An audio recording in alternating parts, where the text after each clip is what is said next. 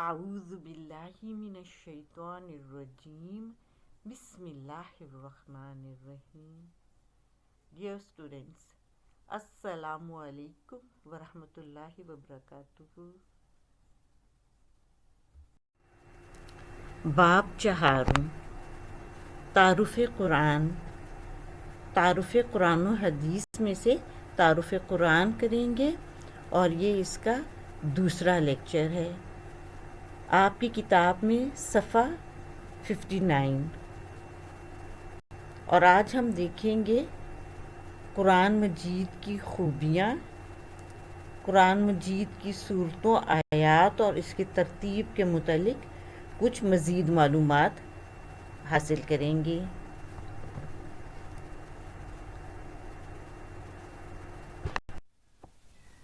قرآن پاک میں اللہ کا پیغام ہے اور اس قرآن کا ہمارے اوپر حق ہے. وہ حق ہمیں ادا کرنا چاہیے. قرآن پاک کے ہر مسلمان کے اوپر 5 حقوق ہوتے ہیں. نمبر 1 کہ اس پر ایمان لائیں کہ وہ اللہ کی کتاب ہے. نمبر 2 اس کو صحیح تجوید کے ساتھ پڑھنا سیکھنے کی کوشش کریں. نمبر 3 کہ آپ اس کا ترجمہ سمجھیں اپنی زبان میں. اور نمبر 4 ہے جو آپ سمجھیں اس پر عمل کریں، یہ فرض ہے. اور نمبر 5 یہ ہے کہ اللہ کا پیغام جب آپ تک پہنچے تو اس کو آگے بھی بتائیں، اس کو پھیلائیں. قرآن کے یہ حقوق ادا کرنے کے لیے ہمیں قرآن کے بارے میں کچھ تھوڑی سی اور معلومات بھی درکار ہیں. مثلا قرآن پاک میں کتنی صورتیں ہیں؟ 114. ہر سورت کے شروع میں بسم اللہ الرحمن الرحیم لکھا ہوا ہے. سورہ توبہ کے آخر میں، سورہ توبہ کے ابتدا میں کیوں نہیں لکھا ہوا؟ تو اس کی وجہ یہ ہے، نمبر 1 کہ محمد صلی اللہ علیہ وسلم نے نہیں لکھوائی تھی، اس لیے نہیں لکھی گئی اور نہیں پڑھی جاتی.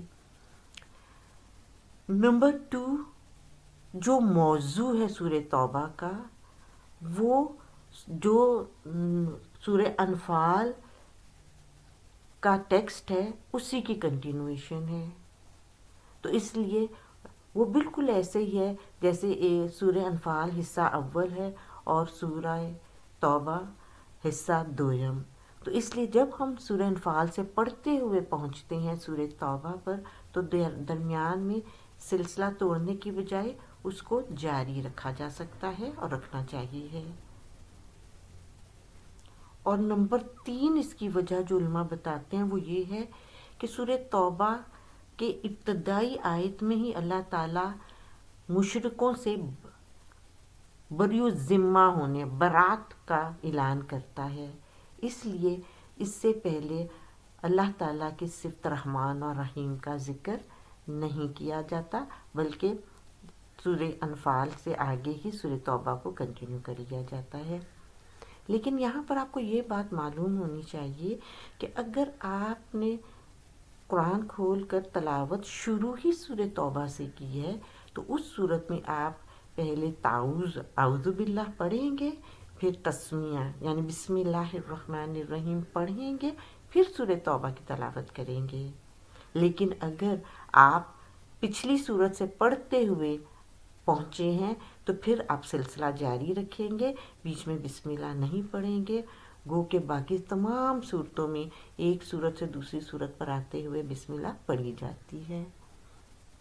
تو یہ 3 وجوہات آپ کو معلوم ہونی چاہیے. قرآن پاک کی سب سے لمبی یا طویل صورت کون سی ہے؟ سورہ البقرہ. نمبر 2 صورت سورہ فاتحہ کے بعد کی صورت. قرآن پاک کی سب سے چھوٹی صورت کون سی ہے؟ سورہ الکوثر. اس میں صرف 3 آیتیں ہیں. قرآن پاک کی کتنی منزلیں ہیں؟ 7.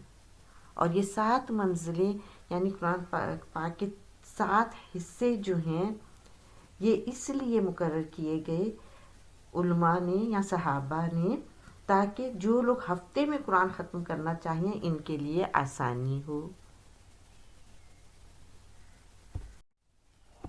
قرآن کی ترتیب. ترتیب سے مراد ہے کہ کون سی صورت کے بعد کون سی صورت آئے گی اور کس آیت کے بعد کون سی آیت ہے. یہ ترتیب کیسے مقرر ہوئی؟ کیونکہ محمد صلی اللہ علیہ وسلم پر تو موقع کی مناسبت سے قرآن پاک کا نزول ہو رہا تھا. تو اس کا جواب یہ ہے کہ قرآن پاک کی یہ ترتیب توقیفی ہے، یعنی خود حضرت محمد مصطفیٰ صلی اللہ علیہ وسلم نے حکم الہی کے مطابق اس کی ترتیب کا اہتمام فرمایا. یعنی جب جبرائیل علیہ السلام آپ کے پاس کوئی آیت یا آیات لے کر آتے تھے تو ساتھ آپ کو یہ بھی مطلع کر دیا جاتا تھا کہ یہ کس صورت کا حصہ بنے گی اور کہاں پر لگے گی. آپ صلی اللہ علیہ وسلم کے زمانے میں بہت سارے صحابہ کو قرآن پاک حفظ تھا، اس لیے اس کی ترتیب ہمارے پاس جو ہے وہ توقیفی ہے. قرآن مجید کی خوبیاں. گو کہ قرآن مجید کی بے شمار خوبیاں ہیں جس کی وجہ سے یہ کتاب زندہ جاوید بن گئی ہے، اور ان خوبیوں کا شمار ناممکن ہے، لیکن چند ایک کا ذکر ہم کر لیتے ہیں. نمبر 1، قرآن مجید ایک سچی کتاب ہے. اس کی دعوت اور اس کا پیغام بھی سچائی سے بھرپور ہے. اس کے دلائل نہایت مضبوط اور مستحکم ہیں، یعنی اس کی ریزننگ. اور پھر اللہ تعالیٰ نے سورہ ہود پہلی آیت میں فرمایا، اس کا ترجمہ ہے الف لام را، یہ کتاب ہے جس کی آیتیں حکمت بھری ہیں، پھر حکمت والے خبردار کی طرف سے کھول کر بیان کی گئی ہیں. اور ایک اور جگہ سورہ نساء آیت نمبر 82 میں اللہ کا فرمان ہے جس کا ترجمہ ہے اور اگر یہ ہوتا کسی اور کا سوائے اللہ کے تو ضرور پاتے اس میں بہت تفاوت یعنی کانٹراڈکشن، کبھی کچھ کہنا کبھی کچھ کہنا. تو ہم قرآن پاک میں دیکھتے ہیں جو بھی حکم یا واقعہ بیان کیا گیا ہے وہ جہاں سے بھی قرآن پڑھے آپ کو وہی ملے گا، اس میں کہیں بھی کانٹراڈکشن نہیں ہے. نمبر 2 خوبی کو دیکھتے ہیں کہ اس کتاب نے ان افراد اور اقوام کی کامیابی کی ضمانت دی ہے جو سچے دل سے اس پر ایمان لاتے ہیں اور اس کے احکام پر عمل کرتے ہیں. آپ صلی اللہ علیہ وسلم کا ارشاد گرامی ہے، اللہ تعالیٰ اس کتاب کے ذریعے کتنی ہی قوموں کو بلندی بخشے گا اور کتنوں ہی کو پست کرے گا. صحیح مسلم میں درج ہے یہ حدیث. اس کا مطلب ہے کہ بہت ساری قومیں قرآن پاک کو پر عمل کرنے کی وجہ سے عروج پائیں گی اور بہت ساری قومیں جو اس کو نظر انداز کریں گی یا ترک کریں گی وہ زوال پذیر ہوں گی. اسی طرح اس کے اثرات انسانوں پر بھی ہوتے ہیں. آپ میں سے ہم میں سے جو بھی قرآن کو پڑھ کر عمل کرے گا وہ ترقی کرے گا، دنیا کے لحاظ سے بھی اور آخرت کے لحاظ سے بھی. قرآن پڑھتے جاؤ اور ترقی کرتے جاؤ، دنیا میں بھی اور آخرت میں جنت کے درجات طے کرنے کے لیے بھی. ہم مثال لیتے ہیں حضرت عمر رضی اللہ عنہ کی زندگی کی کہ وہ ایک عام سے انسان تھے. مسلمان ہونے سے پہلے اپنے باپ خطاب کی بکریاں چرایا کرتے تھے اور ان کے باپ ان کو جھڑکا کرتے تھے. قوت اور عزم میں قریش کے متوسط لوگوں میں سے تھے، لیکن یہ وہی عمر رضی اللہ عنہ ہیں جو اسلام قبول کر لینے کے بعد تمام عالم کو اپنی عظمت و صلاحیت سے متحیر کر دیتی ہیں اور کیسر و کسرا کے تاج و تخت کو ختم کر دیتی ہیں. یعنی رومن امپائر اور پرشین امپائر کا جو رول تھا اس حضرت عمر کے ہاتھوں ختم ہو گیا. اور اس کے مقابلے میں یعنی ان کیسر و کسرا کے مقابلے میں ایک ایسی اسلامی سلطنت کی بنیاد ڈالتی ہیں جو دونوں حکومتوں پر حاوی رہی اور تدبیر سلطنت میں ایسے رہنما اصول مقرر کرتی ہیں جن پر آج بھی دنیا فخر کرتی ہے۔ اتنی بڑی سلطنت کے سربراہ ہونے کے باوجود تقوی میں بے مثل تھے۔ یہ سب قرآن کی بدولت تھا۔ حضرت عمر رضی اللہ تعالیٰ عنہ کو قرآن سے بہت شغف تھا۔ قرآن پڑھنا، سمجھنا، عمل کرنا، کوٹ کرنا ان کی زندگی کا حصہ تھا۔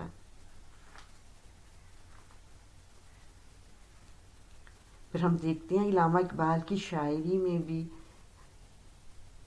لوگوں کے بارے میں کہا ہے کہ وہ زمانے میں معزز تھے مسلمان ہو کر، اور تم خوار ہوئے تارک قرآن ہو کر۔ یہ موجودہ مسلمانوں کو مخاطب کر کے انہوں نے کہا ہے۔ تو ہم سب کے لیے یہی پیغام ہے کہ قرآن پر پڑھیں اور اس پر عمل کریں۔ نمبر 3 خوبی اس کی ہم دیکھتے ہیں کہ تربیت و تزکیے کے لحاظ سے اس کتاب میں بلا کی خوبی ہے۔ اس کی تربیت سے انسانی قلب و دماغ، جذبات و خواہشات، رجحانات اور میلانات اور سیرت و کردار کا بخوبی تزکیہ ہوتا ہے۔ تزکیہ کہتے ہیں پاک ہونے کو، ٹھیک ہے، جیسے آپ زکوٰۃ لفظ بھی اسی سے ہے۔ اور قرآن کی بدولت پھر انسان اخلاقی فضائل اپنے اندر پیدا کرتا ہے، اور پھر اس کی ہر بات دل میں اتر جاتی ہے۔ قرآن پاک کی ہر بات دل میں اترنے والی ہوتی ہے اگر انسان سمجھنا چاہے۔ قرآن پاک کی تلاوت سے جہاں قلب میں خشوع اور خضوع پیدا ہوتا ہے، وہاں عزم و یقین کی دولت بھی نصیب ہوتی ہے۔ یعنی انسان کے کیریکٹر بلڈنگ میں اس کا بہت بڑا رول ہے۔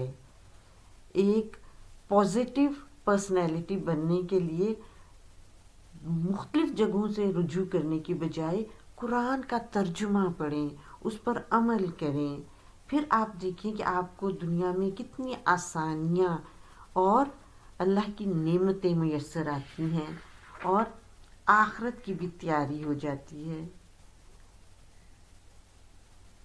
تو ہم یہاں پر قرآن پاک کی جو خوبیاں ہیں ان کو سامنے رکھتے ہیں، تو ساتھ ہی ہمیں قرآن کی ایک آیت کا ترجمہ ذہن میں رکھنا چاہیے کہ جب قرآن پڑھا جائے تو اس کی طرف کان لگائے رہو اور چپ ہو تاکہ تم پر بھی رحم ہو۔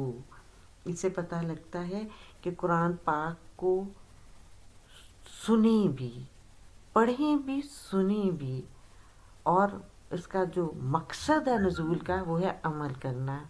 تو اس لیے اللہ تعالیٰ نے پڑھنے کے لیے، دیکھنے کے لیے آنکھیں دی ہیں، سننے کے لیے کان دیے ہیں، غور و فکر کرنے کے لیے دل دیے ہیں۔ ان ساری نعمتوں کا صحیح استعمال کریں اور اللہ کے پیغام کو سمجھنے اور عمل کرنے اور آگے بتانے والے بن جائیں۔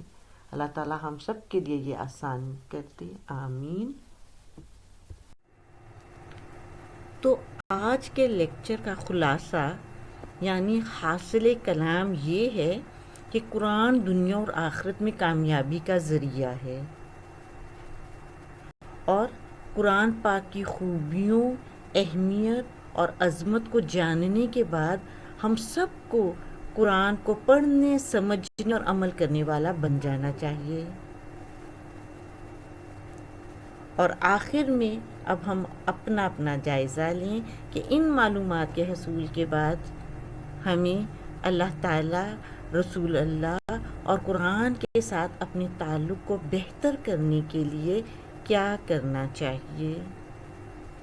تو اس کو ڈسکس کر لیتے ہیں ہم واٹس ایپ گروپ میں۔ جزاک اللہ خیر۔ السلام علیکم ورحمۃ اللہ وبرکاتہ۔